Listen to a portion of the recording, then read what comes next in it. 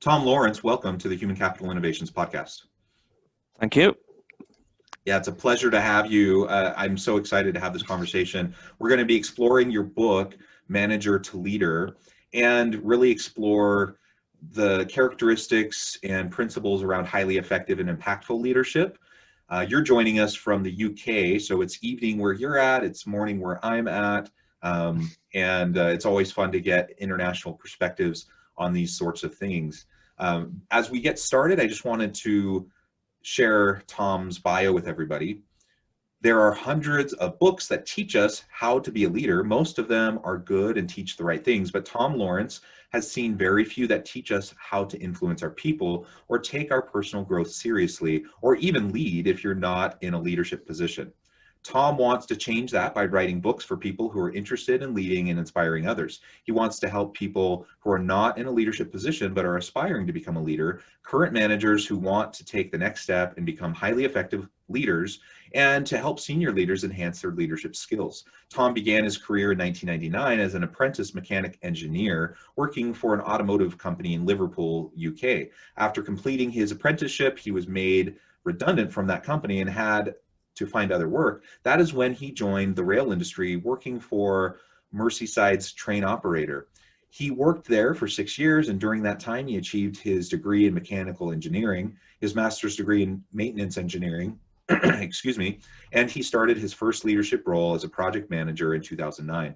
After leaving Liverpool in 2011, he has worked in Edinburgh, Glasgow, and London, where he currently lives. Tom became a chartered engineer in 2013 and is a mentor for new and upcoming engineers working towards their chartership. Working in these different cities, he has remained within the rail industry and led different types of engineering teams, learning it and practicing different leadership styles. You can find out more about Tom by visiting his website, www.highlyeffectiveleader.com, or by visiting his social media, his LinkedIn and such, and I'll share all of that in the show notes for you. So again, Tom, welcome to the podcast. A really interesting background with the mechanical engineering, automotive, and rail experience. That's not something I've had a lot of in terms of the guests on the podcast in the past. So I'm interested in hearing more about that, but I'm also, very interested in learning more about your book and exploring with you these topics around effective, impactful leadership and how we can help everyone to be effective leaders, regardless of job title, regardless of position and organizational hierarchy, or anything like that. As we get started, anything else you would like to share by way of personal background, personal context, or anything to help the listeners know a little bit more about you? No, I think you really basically covered it in that bio there. I just like everyone to know as well that, as well as books, I'm also putting together online courses, and I'm going to be speaking as well. But once this pandemic's going to be over, I'm going to start doing some speaking engagements as well and try and get more involved in that too. Wonderful. Well, I think that's great, and maybe we can start just with your current book. Yeah. I appreciate the work that goes into publishing a book like this, Manager to Leader. What inspired you to write the book? Why focus on helping managers make the adjustment to leaders? And let's explore that a little bit. I got the idea for this type of book in about 2018. I was in a position. I was in an engineering technical manager's position at a company called Greater Anglia in London. It's a railway company, and basically it's the deputy professional head of engineering role, really. And I was, the people who I was working with and the people who were working in my team, when I first started, I could see there was just something not there about them, and I thought, I felt it was my duty and my responsibility to do something about this. But I just found it really difficult because I couldn't, at the time, I couldn't help get people to, or inspire people to sort of come along this journey with me and try and see if we can change how people are feeling. It was more just focused on get the job done and getting the numbers and business growth and all that stuff. It was never to do with the people. So I thought, well, I want to change this, not just for this job. I want to change it for me and for as many people as I can all over the world. So I'm gonna write down all these experiences that I've had over my life and my career, and I'm going to use this role that I've currently had at the time as the sort of the catalyst to get this book out. And then it was around that time that I thought of this idea that I was let go from this job. Well, actually, I resigned from the job, but I went on to a different job. So while I was doing this new job, I was writing this book, and it took me about, say, 6 months to write, and then getting everything else in place. And then once I'd finished the book, I thought, well, rather than just put the book out straight away, why don't I try and see if I can build like a blog, like a website of blog articles, like weekly blog articles, using similar types of experiences and like stories from what I'd got from the book. And I did, and that's what I did. And after about a year of doing that, it went really, really well. Got a lot of engagement from people all over the world. And then once I'd got to that level, I thought, right, now's the time to put the book out and sort of, leverage it through the website and through everything that I've been doing on YouTube and on LinkedIn as well. And so on the 31st of Jan, so just about 2 weeks ago, I put the book out, and so far it's had a really good reception. So that was basically where the book came from. Yeah, that's great.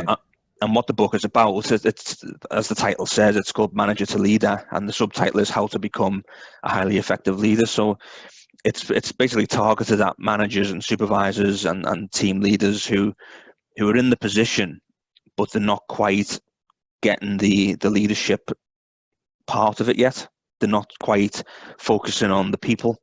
It's more to do with getting the job done, getting the whatever industry you're in, getting the job done, getting the numbers, getting the, being in the black at the end of the month, stuff like that, which is what a lot of most managers around the world focus on.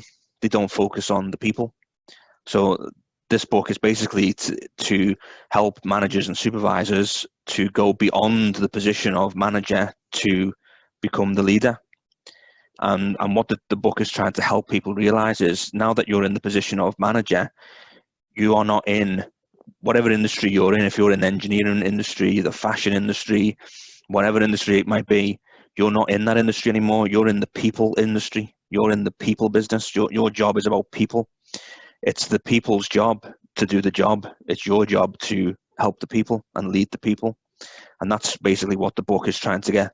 That's the message coming from the book, really, is to sort of help people realize that and do the things that will inspire their people to give their best for the cause and for the job and for the team.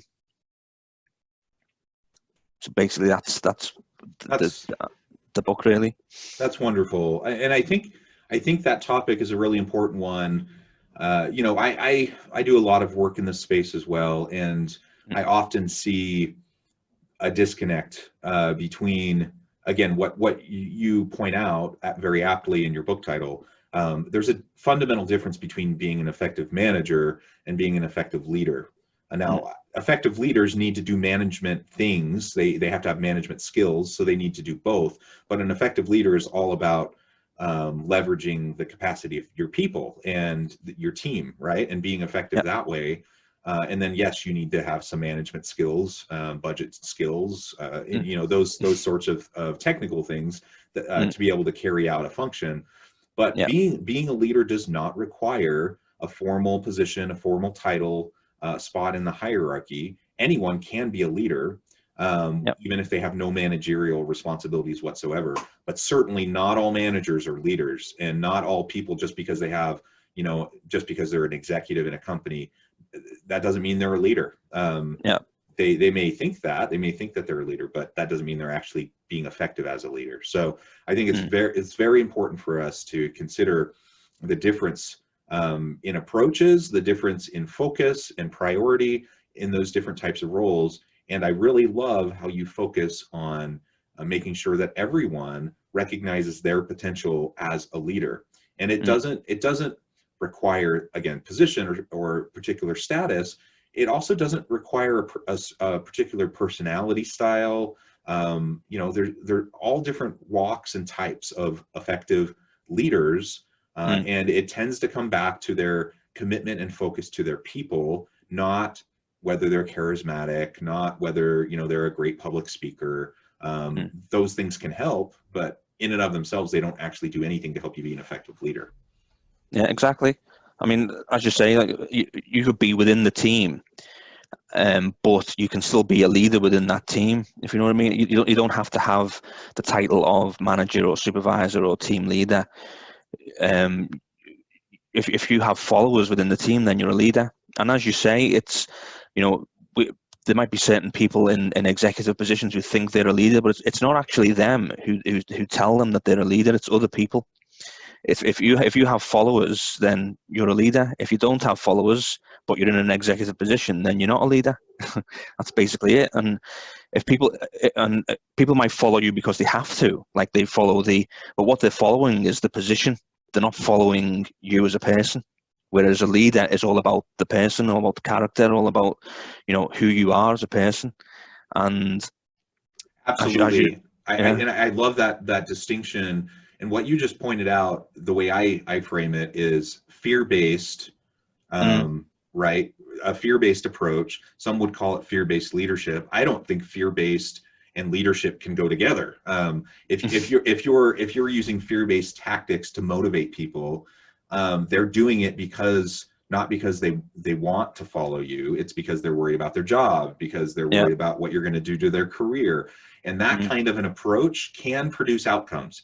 Using fear can get people to comply, and it can get them to do what you want them to do. But that kind of an approach only results in short-term types of accomplishments and performance. It never leads to long-term commitment and long-term sustainable, measurable performance and innovation, right? So if I want to be effective with my team, I have to make sure that I'm fostering a commitment-based, empowering type of leadership, and that's the sustainable type, and that's where people want to follow you. They choose to follow you because they know it's a win-win scenario, that you're going to help them and support them, and that's in turn going to improve your situation, your capacity, which in turn will help your leader look better and perform better. Yeah, exactly. And that, I mean, it's another word for fear-based leadership is manipulation, isn't it? And that's, I've had that experience many a time. When you just mentioned before about my starting my career in 1999 as an apprentice a mechanical engineer, my apprentice supervisor was exactly like that.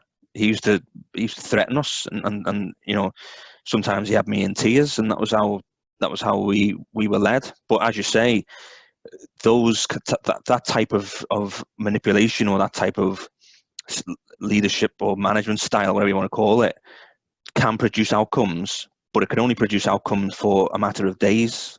It won't, it's not a long term. You're not waking up the next day, can't wait to get to work. You're fearing going to work. You know what I mean? So it's as you say, it can produce an outcome, but nothing that an organization needs to sustain. Yeah, absolutely. I think that's absolutely right. So let's talk a little bit more then about what you see in terms of leadership these days. We're in the middle of a global pandemic. I think that's disrupted everything, but disruption isn't unique to the pandemic. We've seen, shifting geopolitical and socioeconomic trends and disruptive innovations. There's been a lot of things that have been disrupting, and it's been changing, I think, the nature of the type of leader that we need for the future organization in order to be successful. So what do you see from your experience, and as you look into the future, how can aspiring leaders prepare for the future of work and be effective? Well, I think with this, at the moment in this pandemic, there's a lot of, like a huge high percentage of people who are working from home nowadays, working remotely. I'm one of them, and I have a team of 9 engineers, and I haven't seen any of them for nearly a year. But I do speak to them every single day. I do Zoom calls with them like we are now. I do Microsoft Teams calls with them, and stuff like that, and and phone them up, emails, all that type of thing. But one thing that leaders need to do right at the moment is everything all leaders know about leadership. We need to step it up. We need to make sure that the people who are in our charge, who we are leading, we don't want to be phoning them up in the morning and asking how the work is going. We want to be phoning them up in the morning and asking, how are you? How are your family? What can I do to help you today? Things like that. It's all about the person. And if a person feels cared for and feels heard and knows that you phone them up or Zoom called them for them, that will inspire the person to, go to work and perform at his or her best for you and for him and for him and her, or for the team. So leaders these days, due to the pandemic, need to step it up and need to increase their effort in building relationships with the people, individually and as a team, building trust with the people.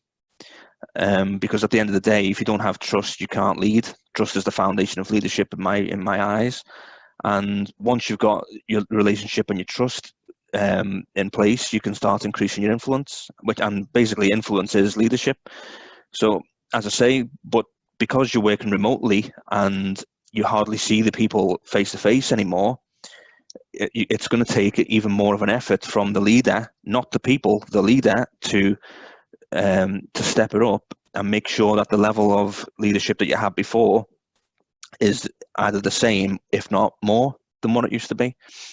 So I think that's what leaders these days need to do, is to put in more of an effort, not less of an effort. And it's got to be, as I say, more about the person rather than, let's talk about the job all day, if you know what I mean. Mm-hmm. I think that's right. And, like you, I've been predominantly working from home. I happen to be in my office at the moment. A couple days a week, I'll come into the office for, part of the day, but mostly I'm working from home, and I'm not seeing people. I'm not seeing people in my team. I'm not seeing, and having those face-to-face interactions, but I'm in meetings all the time, and I'm hopping on Zoom or team meetings. The question is it always business? Is it always work? Or are you demonstrating, finding a way to show that you care genuinely, that you're going to support your people? Because it's super easy to just go from meeting to meeting to meeting to conduct business and to never focus in on that individual person.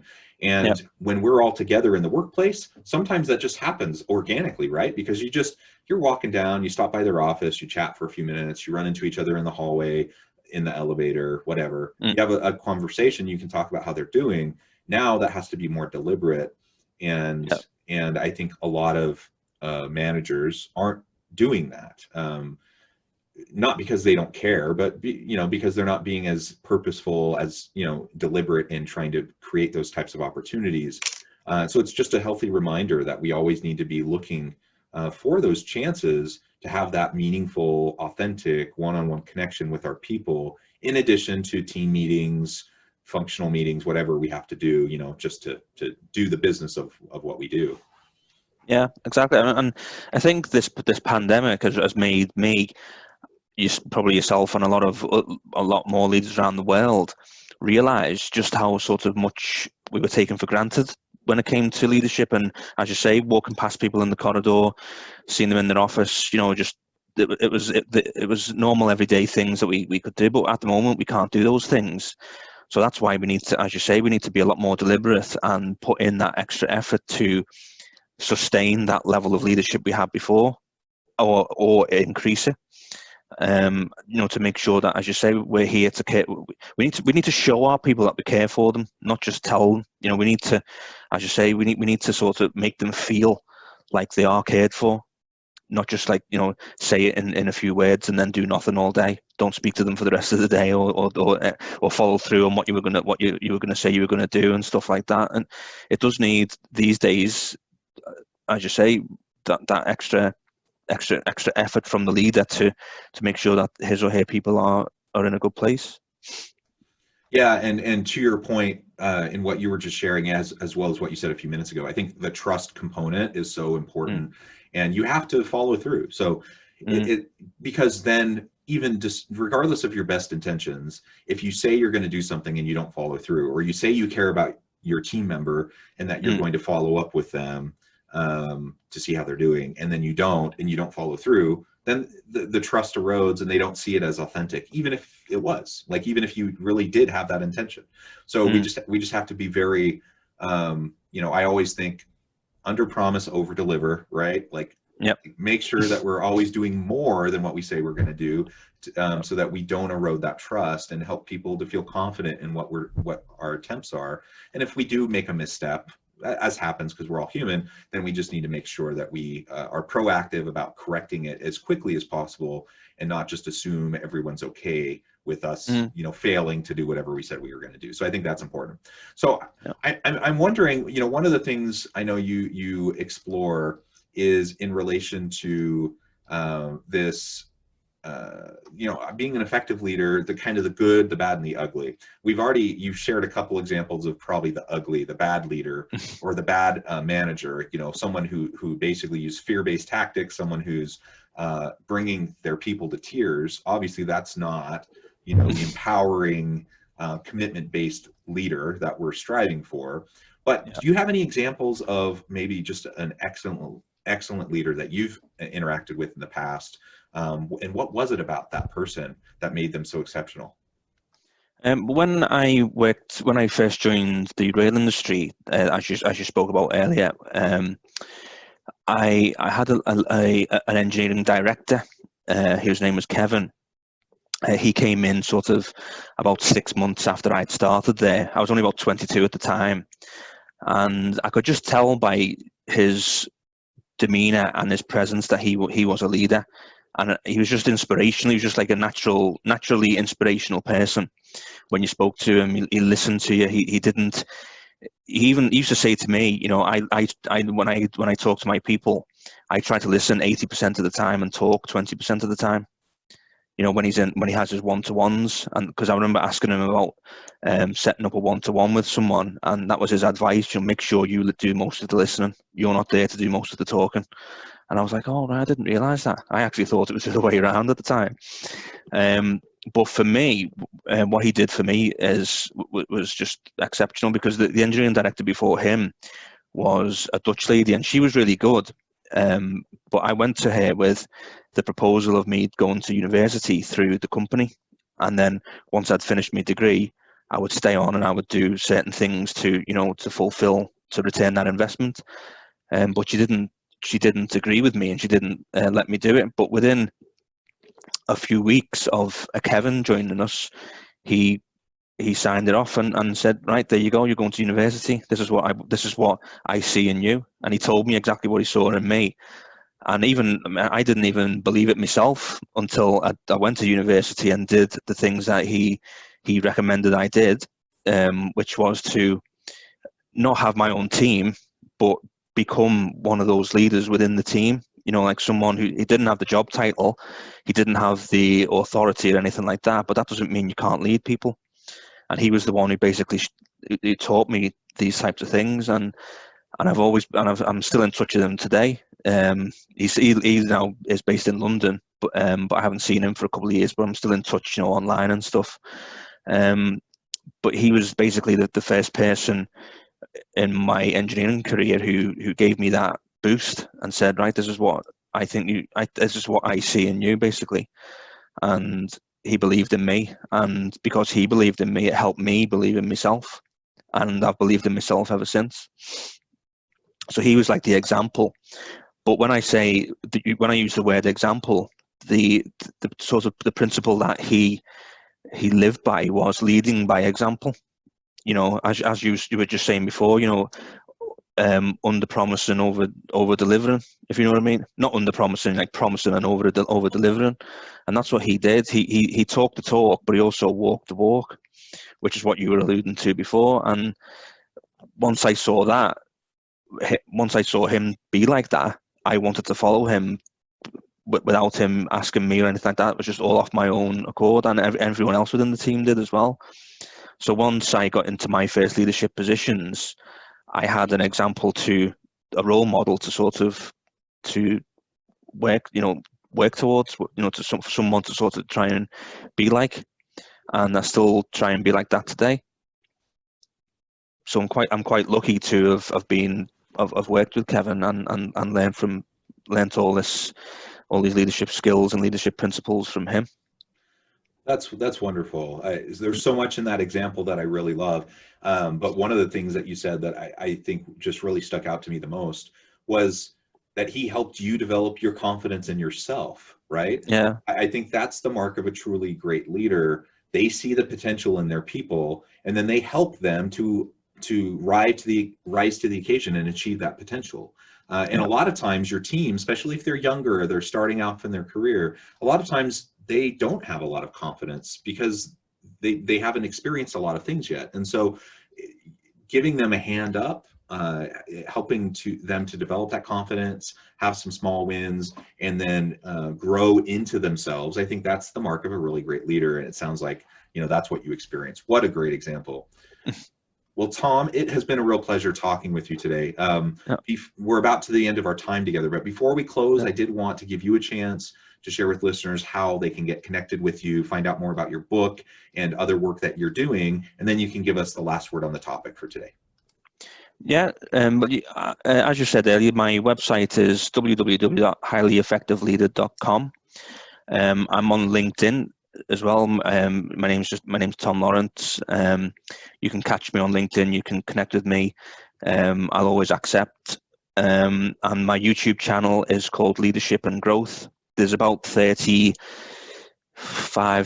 videos on there so far. I was posting one once a week, but I'm taking some time to work on a few other projects at the moment, as well as publishing my book 2 weeks ago. So I've not posted a video for a couple of weeks, but I will be getting back to the YouTube videos soon. And I think for the final word on leadership is the 3 pillars that I live by are leadership, influence, and personal growth. And all 3 of them intertwine within each other. Leadership basically is influence, and personal growth, even though it's all about being personal and growing, it's about helping others to grow as well. And that's what all leadership is about, is helping others with their personal growth so that they can help others with their personal growth. And that's basically my why, is to develop aspiring and current managers into highly effective leaders so that they can develop aspiring and current managers into highly effective leaders and create that snowball effect. And the just cause that I live by as well is, I see a world where our leaders create environments that focuses on their people so that they can lead, grow, and increase their influence. Well, that's beautiful. Thank you, Tom. It has been a real pleasure talking with you today. I encourage listeners to reach out, get connected with Tom, check out his book, find out more about what he can do for you. And as always, I hope everyone can stay healthy and safe, that you can find meaning and purpose at work each and every day. And I hope you all have a great week.